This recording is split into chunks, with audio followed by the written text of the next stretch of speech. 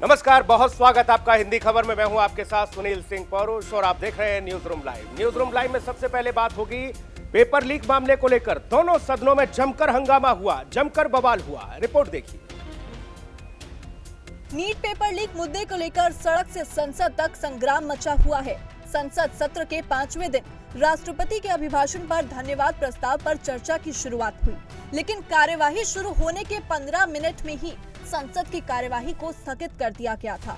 विपक्ष नीट पर चर्चा की मांग को लेकर स्थगन प्रस्ताव लाया था, जिस पर लोकसभा अध्यक्ष ने कहा कि नियमों के मुताबिक राष्ट्रपति के अभिभाषण पर धन्यवाद के बीच स्थगन प्रस्ताव नहीं लाया जाता। सब माइक तो दे दीजिए। मैं आपको पूर्व में बता चुका हूं कि आप विषय राष्ट्रपति भाषण में रखें। अभी आपका नहीं सर, कोई हम रिकॉर्ड में नहीं जाएगा, इसलिए मेरा आग्रह है।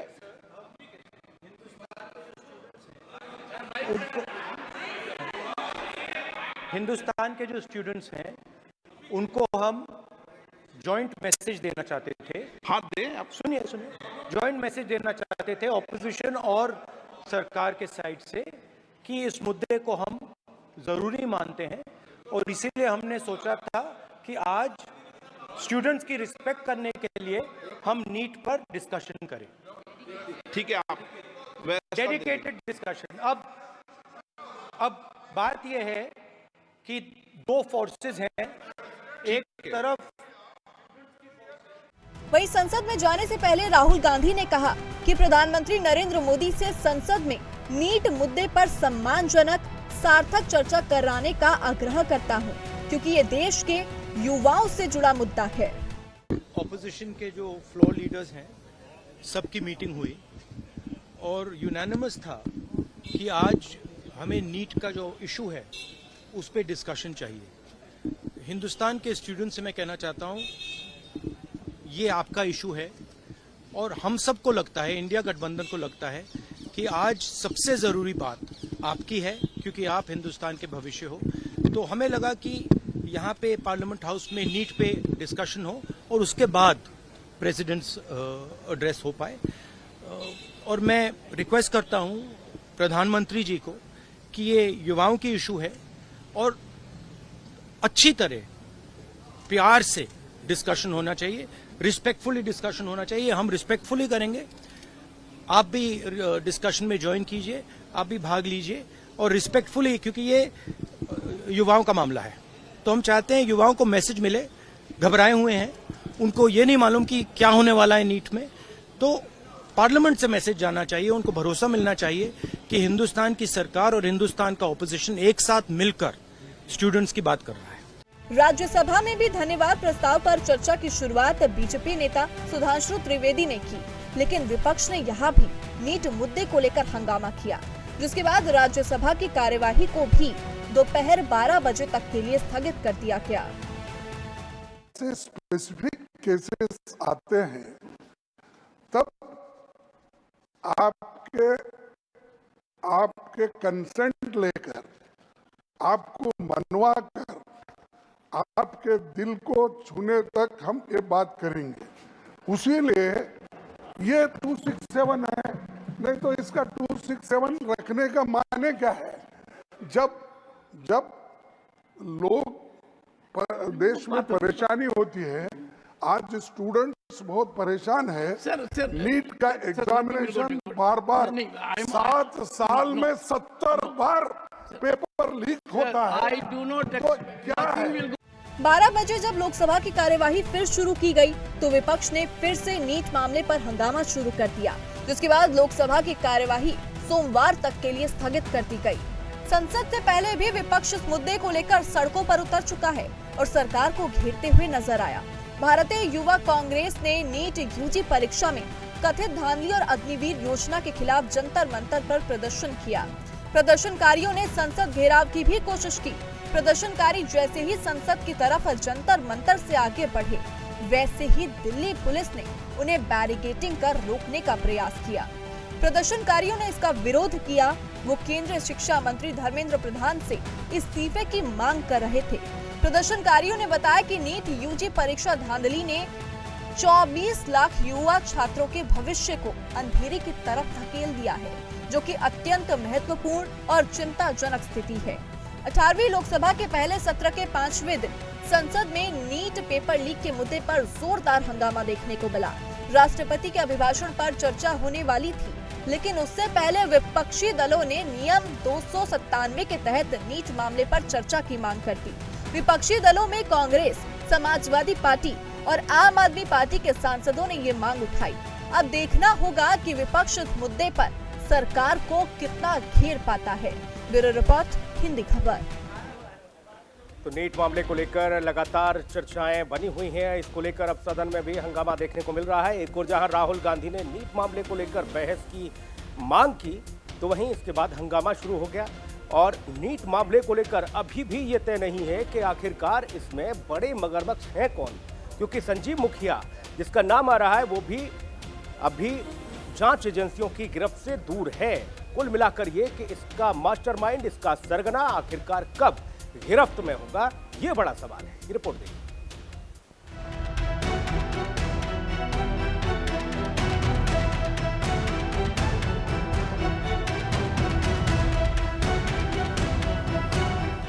मई में नीट परीक्षा के जिस पेपर के झारखंड के हजारीबाग से लीक होने का शक है, उसका असल खेल पटना से हुआ था। और ये व्यक्ति है पेपर लीक का सरगना। नाम है संजीव मुखिया। उम्र 51 साल, लेकिन यूपी से बिहार तक पेपर लीक के काले खेल का सबसे बड़ा सरगना। खुद अपनी पंचायत का मुखिया रह चुका था, इसलिए कॉलेज के एक अदने से कर्मचारी संजीव के नाम के साथ मुखिया जुड़ गया। कभी ये शख्स पेपर लीक के सबसे बड़े खिलाड़ी रंजीव डॉन के साथ काम किया करता था। उसके साथ मिलकर कई पेपर लीक किए और फिर इतना शातिर हो गया कि खुद का गिरोह खड़ा कर लिया। मुखिया का नेटवर्क कई राज्यों में फैल गया। मुखिया ने ताज़ा पेपर लीक मामले में अग्रिम जमानत की याचिका भी दायर की है, लेकिन उसको अभी तक तो राहत नहीं मिली है। हम आपको पेपर लीक के सबसे बड़े खिलाड़ी की पूरी क्राइम कुंडली बताते हैं। संजीव मुखिया की क्राइम कुंडली। देश भर के पेपर लीक माफियाओं के साथ नेटवर्क। पेपर लीक करके 700 करोड़ कमाने का इरादा। पेपर लीक रैकेट में अपने डॉक्टर बेटे को शामिल किया। उसका बेटा पेपर लीक मामले में पहले से जेल में था। बाप बेटे ने पहले बिहार के पेपर लीक किए। अब मुखिया का नेटवर्क पूरे देश में है। मुखिया गैंग के पास कई शातिर लोग भी हैं।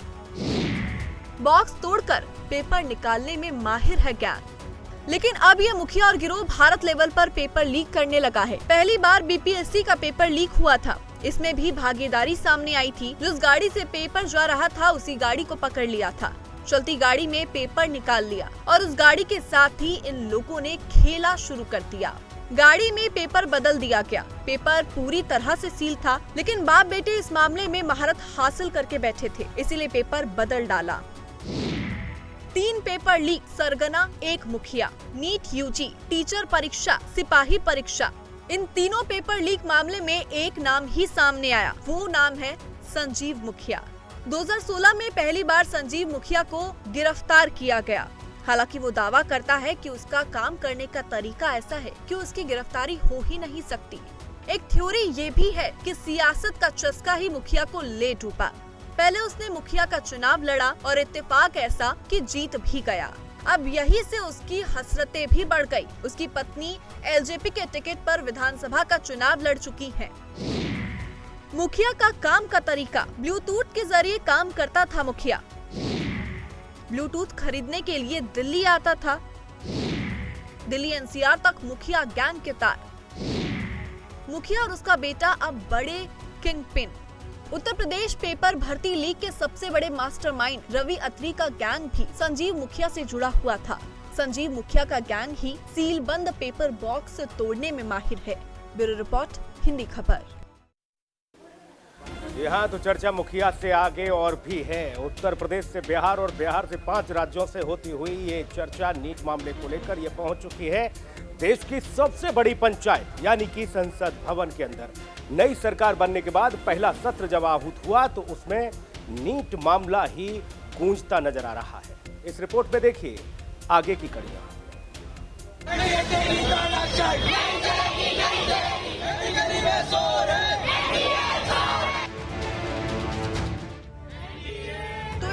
अभी नीट का मुख्य आरोपी पकड़ में भी नहीं दिख रहा है, उधर दूसरी ओर इस मुद्दे पर सियासत बहुत तेज हो रखी है।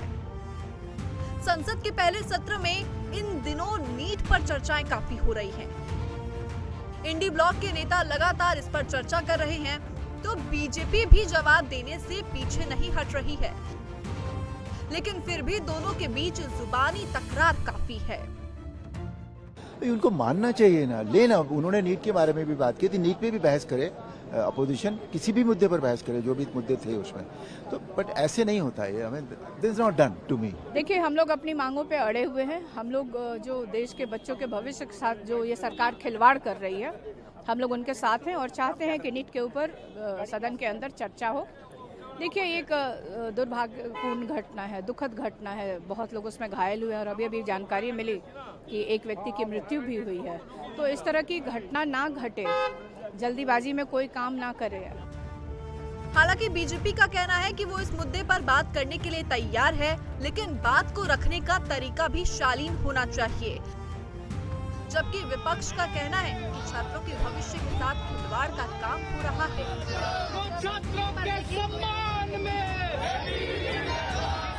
देखिए, ये सिर्फ हंगामा खड़ा करने के लिए अगर आप सदन को बाधित करने की सोच रखते हैं तो ये गलत है। राष्ट्रपति जी के अभिभाषण पर जब धन्यवाद प्रस्ताव आता है तो इसमें पूरी स्वतंत्रता हर एक दल को, हर एक सांसद को होती है कि वो इसमें किस विषय को उठाना चाहता है। माननीय स्पीकर साहब के द्वारा भी, चेयर के द्वारा भी इस बात को स्पष्ट तौर से कहा गया कि अगर आप नीट के विषय को भी उठाना चाहते हैं, देखिए ये विषय ऐसा है जिसके लिए सरकार भी पूरी तरीके से गंभीर है। सरकार कतई नहीं चाहती कि किसी भी छात्र के साथ अन्याय हो, उसके भविष्य के साथ कोई भी खिलवाड़ हो। जहां एक तरफ सरकार हर एक स्टेक होल्डर के साथ बातचीत कर रही है, वहीं दूसरी तरफ जांच की भी प्रक्रिया इस पे चल रही है। जांच एजेंसियों के द्वारा जांच की भी प्रक्रिया चल रही है और माननीय न्यायालय में भी ये मामला विचाराधीन है। देखिए, हमारी ये उम्मीद थी कि केंद्र सरकार अपनी जिम्मेदारी समझेगी। जो लाखों बच्चे यहाँ पे प्रोटेस्ट कर रहे हैं, जिनके फ्यूचर अंधकार में है, जो भविष्य हमारा अंधकार में करने की तरफ कर रहे हैं, हम चाहते हैं वो एजुकेशन मिनिस्टर देश को जवाब दे ना। देश के युवा आपको देख रहे हैं, संसद की जो कार्यप्रणाली है उस पर देखकर आपसे उम्मीद कर रहे हैं विपक्ष से कि हम वो मुद्दा उठाएंगे। आप उसको कह दें कि नहीं, आप राष्ट्रपति के ही अभिभाषण को लेकर आप उसमें नीट का मुद्दा जोड़ दीजिए, ये नहीं हो सकता है, क्योंकि उन्होंने बहुत सारी चीजें कही हैं। ऐसा नहीं है कि ये चर्चा कुछ नहीं है। बीते दिन राष्ट्रपति ने अपने अभिभाषण में भी नीट का जिक्र किया, जिसके बाद से बयानों का बाजार गर्म हो गया। और स्टार्टअप अभियान हमारे युवाओं का सामर्थ्य बढ़ा रहे हैं। इन्हीं प्रयासों से आज भारत दुनिया का तीसरा सबसे बड़ा स्टार्टअप इकोसिस्टम बन चुका है। सरकार का ये निरंतर प्रयास है कि देश के युवाओं को अपनी प्रतिभा दिखाने का उचित अवसर मिले। सरकारी भर्ती हो या फिर परीक्षाएं, सुनिए, परीक्षाएं किसी भी कारण से इनमें रुकावट आए, ये उचित नहीं है।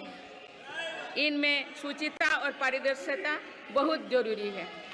हाल ही में कुछ परीक्षाओं में हुई पेपर लीक की घटनाओं की निष्पक्ष जांच और दोषियों को कड़ी से कड़ी सजा दिलवाने के लिए मेरी सरकार प्रतिबद्ध है। इससे पहले भी हमने देखा है कि कई राज्यों में पेपर लीक की घटनाएं होती रही है। इस पर दलीय राजनीति से ऊपर उठकर देशव्यापी ठोस उपाय करने की जरूरत है। देखा जाए तो कांग्रेस का एक पूरा गुट ही इस मामले को लेकर एक तरफ चर्चा करने के विचार में है, तो दूसरी ओर बीजेपी भी चर्चा से इनकार नहीं कर रही है। बावजूद इसके विपक्ष की सियासत नहीं थम रही है। विषय इतना है कि मेन मछली कब पकड़ी जाएगी और उस पर ही किसी के सवाल नहीं सुनाई दे रहे। जब लोग देश में परेशानी होती है, आज स्टूडेंट्स बहुत परेशान है। नीट का एग्जामिनेशन बार 7 साल में 70 बार पेपर लीक होता है। देखिए, ये लगातार जो पेपर लीक हो रहे हैं देश में, नौजवान के भविष्य के साथ खिलवाड़ हो रहा है। और सबसे ज्यादा पेपर लीक के अगर कहीं केस सामने आए तो हरियाणा के अंदर हमने पिछले कुछ वर्षों में देखा है कि लगभग हर सरकारी भर्ती पेपर लीक का शिकार हुई। नीट जैसा इम्तिहान जिसमें लाखों बच्चों का भविष्य का निर्धारित करना, वो इम्तिहान में जिस तरह पेपर लीक हुआ और सरकार अपनी जिम्मेदारी से पीछे हट रही है, धर्मेंद्र प्रधान जी अपनी जिम्मेदारी से पीछे हट रहे हैं, ये विपक्ष को अस्वीकार्य है, इंडिया गठबंधन को अस्वीकार्य है।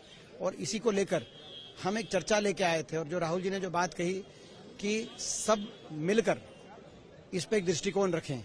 हिंदुस्तान के जो स्टूडेंट्स हैं उनको हम जॉइंट मैसेज देना चाहते थे। हाँ दें आप। सुनिए जॉइंट मैसेज देना चाहते थे ऑपोजिशन और सरकार के साइड से कि इस मुद्दे को हम जरूरी मानते हैं और इसीलिए हमने सोचा था कि आज स्टूडेंट्स की रिस्पेक्ट करने के लिए हम नीट पर डिस्कशन करें।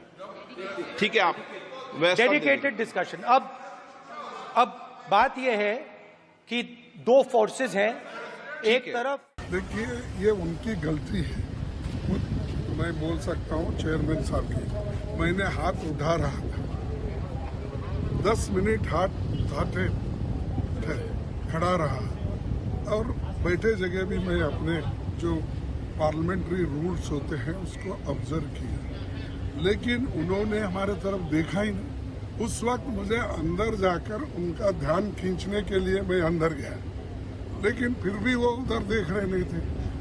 जब लोग पूरे मेंबर्स अंदर आए तब मैं बाहर आया, मैं तो वहाँ खड़ा भी नहीं हुआ था, सिर्फ मैं ध्यान खींच रहा था, मेरी तरफ देखे नहीं, सिर्फ उधर रूलिंग पार्टी पे देख रहे। यानी उन्होंने मेरे को इंसल्ट किया।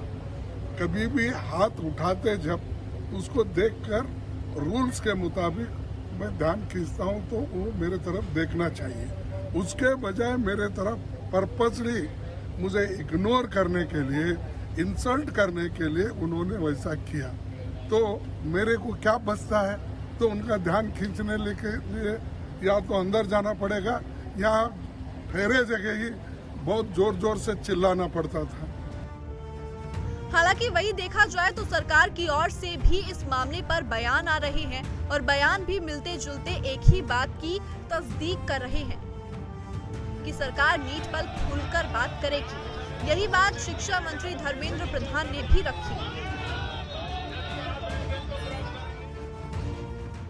देखिए, सरकार किसी भी प्रकार की चर्चा के लिए तैयार है, लेकिन सब परंपरा और मर्यादा के अंदर होनी चाहिए।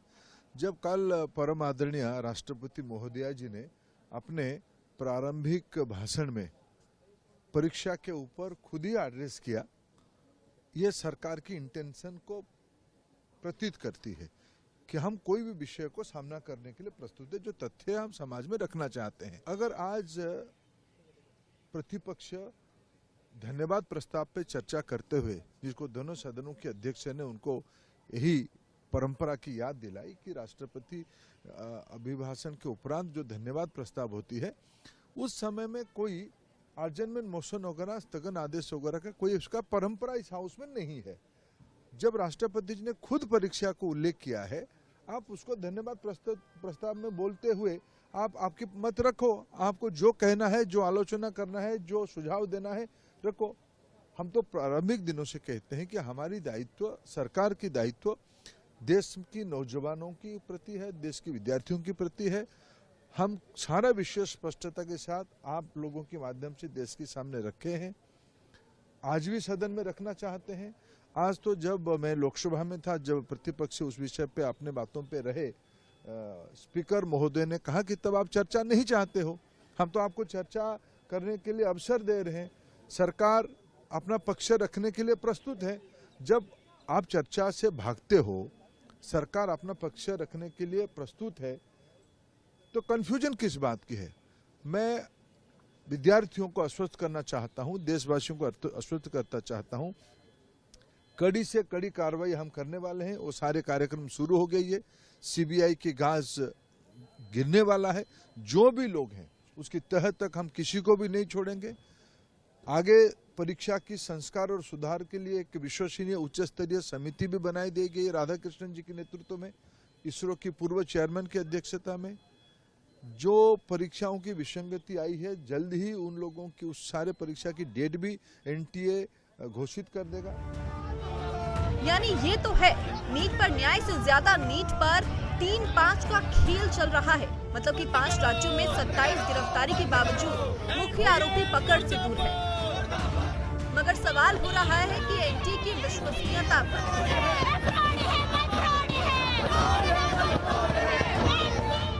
एक तरह से देखा जाए तो ये सवाल आरोपियों की पकड़ से पहले लाजमी नहीं है, लेकिन सियासत को कौन समझाए, यहाँ तो चर्चा ही पूरे मुनाफे पर है। हालांकि इन चर्चाओं का अंत कब होगा ये कहना आसान नहीं है। ब्यूरो रिपोर्ट, हिंदी खबर। देश की राजधानी दिल्ली में मानसून की पहली बारिश ने ही निगम के तमाम दावों की पोल खोलकर रख दी। कई जगह पानी भर गया, गाड़ियां फंस गईं, तो एयरपोर्ट टर्मिनल 1 का एक छत गिरने से एक युवक की जान भी चली गई। इंदिरा गांधी एयरपोर्ट पर बड़ा हादसा हो गया। ये रिपोर्ट देखिए। आफत आसमानी, मुश्किल में जिंदगानी। जल प्रहार से कई राज्यों में हाहाकार। बारिश से दिल्ली बेहाल, इलाकों का बुरा हाल। आसमान से बरसी आफत, जमीन पर त्राहिमाम। देश के कई राज्यों में बारिश आफत बनकर बरस रही है। लोगों को जहां पहले गर्मी और उमस का सामना करना पड़ रहा था, वहीं अब बारिश ने लोगों का जीवन अस्त व्यस्त कर दिया है।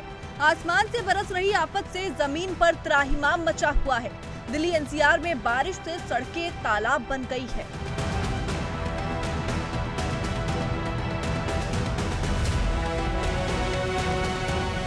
दिल्ली में मूसलाधार बारिश की वजह से सुबह करीब 5 बजे आईजीआई एयरपोर्ट के टर्मिनल 1 की छत का एक हिस्सा गिर गया।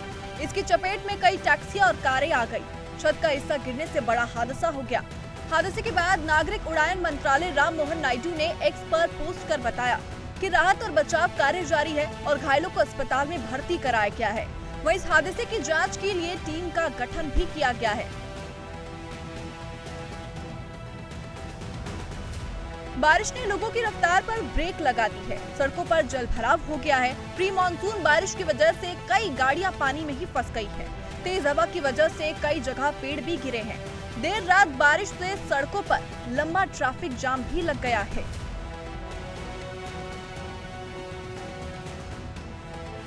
वहीं दिल्ली एनसीआर में लगातार हुई बारिश से पूरी राजधानी पानी में डूबी हुई नजर आ रही है।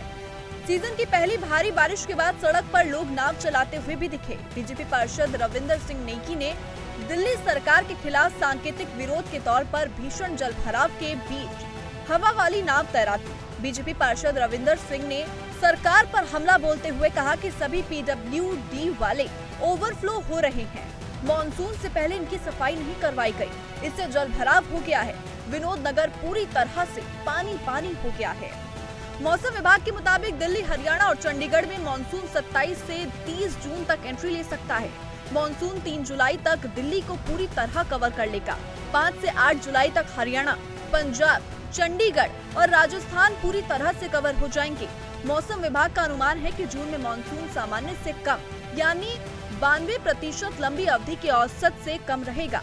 बता दें कि मॉनसून ने गुरुवार को उत्तर भारत के 3 राज्यों और 2 केंद्र शासित प्रदेशों में एंट्री ले ली। उत्तराखंड, हिमाचल प्रदेश, जम्मू कश्मीर, लद्दाख और पंजाब के कुछ हिस्सों को मॉनसून ने कवर कर लिया है। इसके साथ ही मॉनसून गुजरात, राजस्थान के कुछ हिस्सों और उत्तर प्रदेश के कुछ हिस्सों के साथ साथ बिहार में भी आगे बढ़ गया है। दिल्ली में एक दिन पहले तक पानी की कमी थी, इसे लेकर काफी सियासत भी हुई। लोगों तक टैंकर के जरिए पानी पहुंचाया जा रहा था और अब उन्हीं जगहों पर जल भराव की स्थिति है। अब इस पर फिर नई सियासत तूल पकड़ती हुई नजर आ रही है। ब्यूरो रिपोर्ट, हिंदी खबर। उधर एआईएमआईएम के चीफ और हैदराबाद से सांसद असदुद्दीन ओवैसी के घर यानी कि दिल्ली आवास पर उनके नेम प्लेट पर कालिख पोत दी गई। इसकी जानकारी खुद असदुद्दीन ओवैसी ने ट्वीट करके दी। असदुद्दीन ओवैसी ने ट्वीट में लिखा कि जब एक सांसद का घर सुरक्षित नहीं है तो आम जनता की सुरक्षा की उम्मीद आप कैसे लगा सकते हैं। ये रिपोर्ट देखिए। फिलिस्तीन प्रेम पर भड़की आग, ओवैसी के बयान पर बढ़ा घमासान। ओवैसी के घर तक फिलिस्तीन की आग। ओवैसी के घर किसने फेंकी स्याही। देश में ऐसा माना जाता है कि जो ऊंची पदवी पर बैठे हैं और जो बड़े लोग हैं, जिनके पास बहुत पैसे हैं, वे लोग देश में सुरक्षित और आराम की जिंदगी जीते हैं। लेकिन ये सब बातें अब मिथ्या होने लगी हैं, क्योंकि देश में जब भी जो भी चाहे खुलेआम हमला कर देता है और किसी के घर या चेहरे पर कालिक पोत देता है, चाहे वो देश का मंत्री हो या आम नागरिक।